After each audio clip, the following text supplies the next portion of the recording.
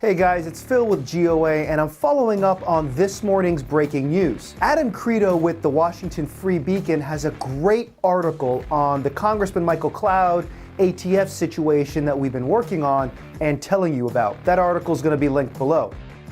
According to the article and a letter that Congressman Cloud got from the ATF has collected nearly 1 billion records on firearm transactions, which date all the way back to the enactment of the Gun Control Act of 1968. Back in November, I told you that Congressman Cloud of Texas, with the help of GOA, led the charge to keep the Biden administration from illegally and permanently storing records of firearms purchases in a centralized database. Now, the ATF has responded to Congressman Cloud's demand for answers on what exactly they're doing with those records. Current federal regulation says that an FFL needs to keep the last 20 years of firearm transaction records and to turn in all of those records for the last 20 years when they go out of business. The reason for this regulation is to ensure that the federal government complies with existing law restricting the creation of a federal gun registry. And even with this regulation, they're still managing to create a type of registry. This is why GOA is no compromise. But when he asked how many records they have, the ATF responded to Cloud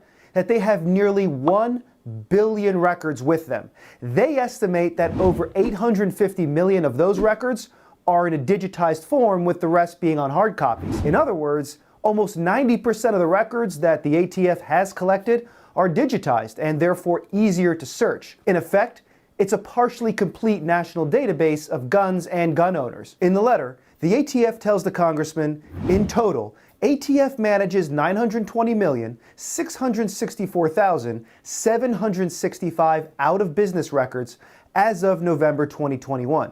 This includes digital and an estimated number of hard copy records that are awaiting image conversion. It is currently estimated that 865,787,086 of those records are in digitized format. And the ATF justifies this massive national database with the following. The vast majority of the criminal firearms traces completed by the ATF are done for state and local law enforcement agencies across the country pursuant to active law enforcement investigations. Now, there's an obvious follow-up question here, and we're going to get to that in a little bit, but I thought this next line was them basically admitting the entire program is a waste. The National Tracing Center, the ATF, has no ability to determine the successful prosecution of hundreds of thousands of crime gun traces it completes annually. So basically they're arguing that they need this giant database to help local law enforcement solve crimes,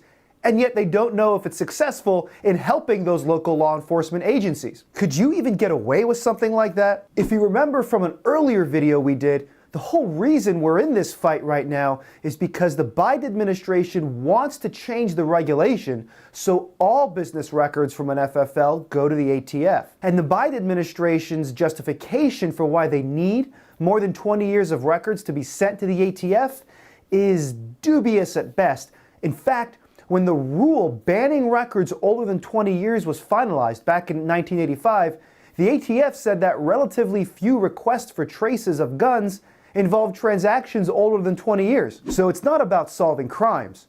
It's actually about completing this national database with the goal of confiscation. We all knew that, but every day we're getting more and more proof. And I have some follow-up questions. Why doesn't the ATF know how successful this tracing program is for local law enforcement agencies?